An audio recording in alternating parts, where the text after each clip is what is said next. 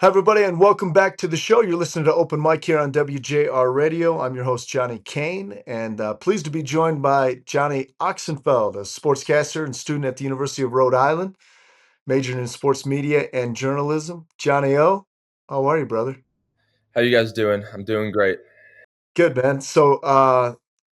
I'm I like MMA. I like UFC. I like the sport. There are some that have you know maybe not as familiar with it as maybe some of the higher profile sports, like baseball, football, whatever it may be. But really, the growth, especially under Dana White, the president of UFC, like it has become a sport that if you walk into any sports bar or if you're just channel surfing, you'll catch mixed martial arts on TV that maybe 25, 30 years ago it wasn't as visible to everybody. So for you, when was it like that MMA? Like, when did you first get into it? So I've been into MMA for quite a while at this point. I mean, it's a pretty new sport. The UFC has only been around for like 33 years. So to see the growth in that kind of short time period is really awesome. I got into it kind of like early high school, I'd say. I always like watched, I mean, I watched a little bit before, like if the big like Conor McGregor fights were on and whatnot, but I Sure. wasn't that big of a fan because I mean I was a kid. I wasn't just gonna like watch people punch each other in the face that often. Um I always liked boxing. I feel like boxing was kind of my introduction into combat sports. I liked the art of boxing before MMA. And then as I got older, I kind of appreciated MMA more because obviously of the boxing, the kickboxing, the wrestling, and I feel like all those martial arts into one, sport is super entertaining. The skill sets that these fighters have is incredible. So I got into that, I'd say early high school, and like the first like couple years I was into it, I was so into it. I feel like any MMA fan, it's hard to explain to a non-MMA fan about like these first few years as a fan, but you guys will understand. You're like a super fan because the sport is so different from anything else. It's so much fun to watch. You are so dialed into it. So I've been a fan for quite a while, and then in my freshman year of college, I decided why not start a social media platform? I've grown that to like 40,000 followers. At this point, I've been doing it for like 3 years. It's awesome. So that was great. I guess I just decided to start one day and haven't looked back. That's incredible, man. Like, that's the beauty in it, right? A little Yeah, uh, it's crazy. entrepreneurial spirit, and then taking something you're passionate about, and then growing it into something that other people find passion in, and that are able to find an outlet and some direction through you. We're talking to Johnny Ochsenfeld, sportscaster, contributor, student at Rhode Island. For those listening that may not be as familiar with UFC, that's the Ultimate Fighting Championship, largest MMA production in the world, and again, under the direction of Dana White, has really grown into, a household product, something that some names now that you hear, like you mentioned, Conor McGregor would obviously be at or near the top. There's some more familiarity with it. Your commentary is your list of five most memorable title fights in UFC history. How did you kind of condense your list and come up with, because there have been so many great ones over the years. I imagine it wasn't easy to kind of sift through and determine, maybe some of the ultimate moments. Yeah, so I focused on like the most impressive fights to me, like who went out there and showcased the best level of MMA. And there's a few ones that just jumped at me super fast. Um, First, I want to talk about Alexander Volkanovski versus Max Holloway 3. When talking about both of those fighters, we're talking about two top 10, arguably UFC fighters of all time. Volkanovski's top five at this point. So that jumped off the table for me because when I look at the UFC and MMA, and when I value fights, I look at who you're beating and the competition you're beating. So for Volkanovski to go in there and beat Max Holloway for a third time is incredible. And to beat him in every single round is insane. So I had to throw that on the list. And I also kind of just looked at what other fans perceive these best fights. I mean, Conor McGregor versus Eddie Alvarez, that is known to be one of the more impressive title fights in UFC history. John Jones's first ever title win, youngest champion ever. He's the greatest of all time. that kind of seemed like a simple one for me to put in my list. And I also wanted to throw in there some ones that were a little bit underrated.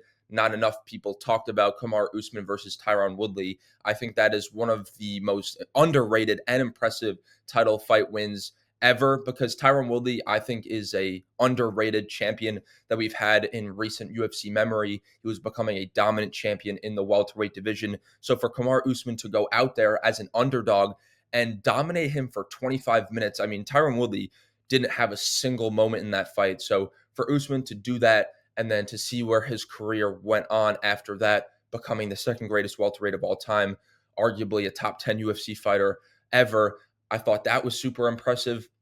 And then I wanted to talk about TJ Dillashaw versus Renan Barao, because, in my opinion, Renan Barao is one of the most forgotten UFC champions. I mean, I said it in my commentary, but he was on a 33 fight unbeaten streak before losing to TJ Dillashaw. And that just doesn't happen anymore, Right. because you could say the competition is too good now, but nobody will go on a 33 fight unbeaten streak. That's just ridiculous. So TJ Dillashaw went in there as like a massive, massive underdog, and he beat him up, knocked him down in the first round, dominated the rest of the fight, and then finished him in the fifth round. So those are a few that stand out to me.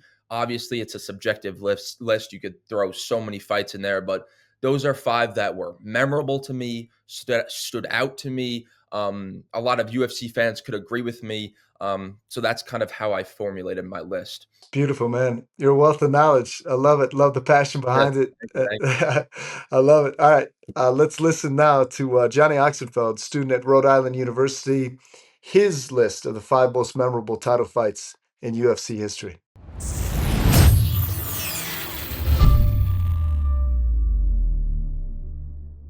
Hello, guys. My name is Johnny Ochsenfeld with Sportscaster, and with the UFC and martial arts growing year after year, I wanted to talk about the five most impressive UFC title fight performances in the history of the company. Now, of course, this is very subjective, and other people may bring up different fights, but these five are undeniable performances when looking throughout the history of the UFC. Let's first discuss the co-main event of UFC 235 in 2019 for the welterweight championship of the world. Tyron Woodley versus Kamaru Usman.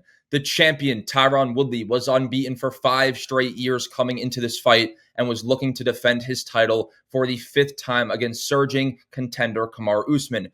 Woodley had pedigree in the championship tier of the UFC against guys like Robbie Lawler, Stephen Thompson, Damian Maia, Darren Till. He was beating legend after legend, and he was proving himself to be one of the greatest welterweights of all time. And when looking at this fight, a lot of people thought Tyron Woodley would make quite easy work of Kamaru Usman.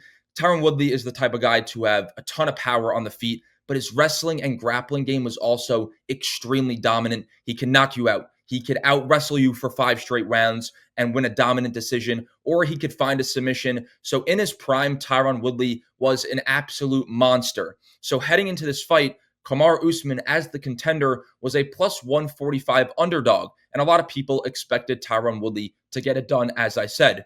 But the most impressive thing about this performance was the way Kamaru Usman was able to dominate in all facets of martial arts. Woodley was known as the physically dominant fighter who could beat you up on the ground and out-control you against the cage. However, that's exactly what Usman did to Woodley. Usman was able to outstrike Woodley, and Usman was able to ragdoll and completely out-grapple and wrestle Tyron Woodley for 25 minutes straight. Usman didn't give Woodley a single moment in this fight. None, not even one. Usman dominated from the first minute to the last, and I think this performance in general just doesn't get talked about enough because this fight was over 6 years ago. And at this point in 2025, Kamaru Usman went on to have a long reign as welterweight champion. He is known as the second greatest welterweight of all time and arguably a top 10 UFC fighter of all time. So after this performance, Usman really started to make his name. And I'm shocked this performance doesn't get talked about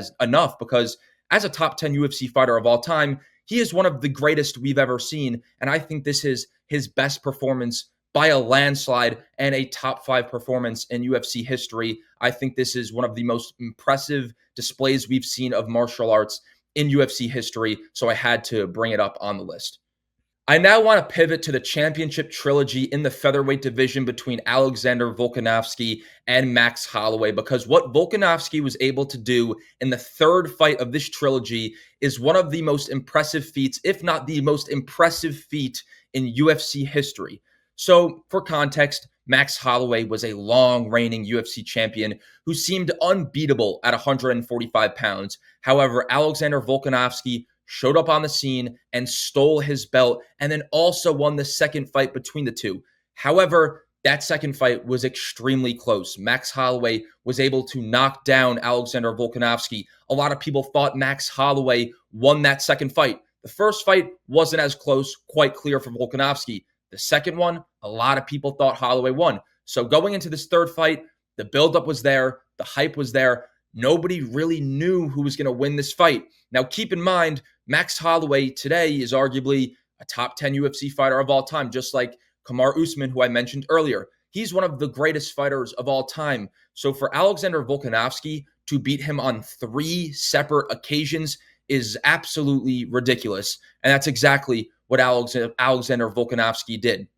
Now, after being in the octagon together for 50 minutes, you'd assume that this fight could be the closest because both fighters were able to pick up on reads of the opponent. However, that's not the case. In the third fight, Volkanovski was able to beat up and batter Holloway for 5 straight rounds and winning a dominant decision. Now, fast forward 2 years later, and Volkanovski is the consensus greatest featherweight of all time and a top 5 UFC fighter of all time. So this was the most important performance for his career, and beating a guy like Max Holloway in the fashion he did was unseen. Nobody has ever done that to Max Holloway. So in the third fight, to beat him in every single round, this might be the most impressive title fight performance the UFC has ever seen. Now, I couldn't make this list without including a Conor McGregor fight, and I want to discuss his win over Eddie Alvarez, where he was able to create history as the first UFC fighter ever to hold 2 championships in different weight classes at the same time. Now, everybody knows Conor McGregor. He is the biggest superstar in UFC history by an absolute landslide. He is a sniper on the feet. He is one of the most well-rounded kickboxers this sport has ever seen. He has knockout power. He's flashy. He is one of the best strikers we've ever seen. Simple. And he knocked out Chad Mendes at featherweight. He knocked out Jose Aldo at featherweight in 13 seconds. Now, be it Jose Aldo at the time was the greatest featherweight of all time. To knock him out in 13 seconds is a little bit ridiculous. Now, that was almost a decade ago. And as the biggest superstar in UFC history, the UFC allowed McGregor to go up to lightweight to create history. And that's exactly what he did. To put it simple, Eddie Alvarez didn't really stand a chance in this fight. Before ever reaching a third round, McGregor was able to knock down Alvarez on multiple occasions and ultimately knocking him out in the second round, the first ever simultaneous UFC double champion, with the featherweight champion and the lightweight champion being Conor McGregor.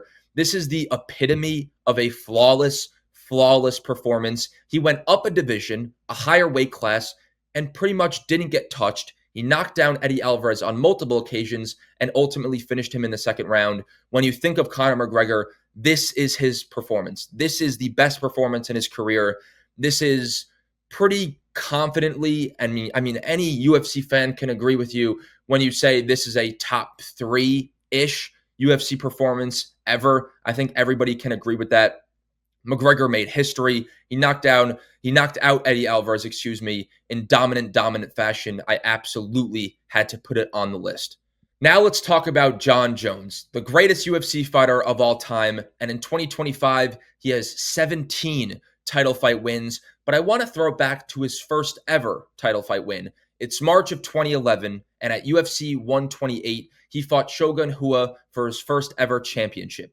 Now, Shogun is one of the most respected champions in the history of the company, but when I talk about a complete MMA masterclass, that is what Jon Jones did in March of 2011. I can't think of a more well-rounded and dominant showcase of martial arts in the history of the UFC, whether it be striking, whether it be grappling, whether it be the wrestling, or even the fight IQ, whatever it is, Jon Jones absolutely dominated this fight, where he finished Shogun in the third round.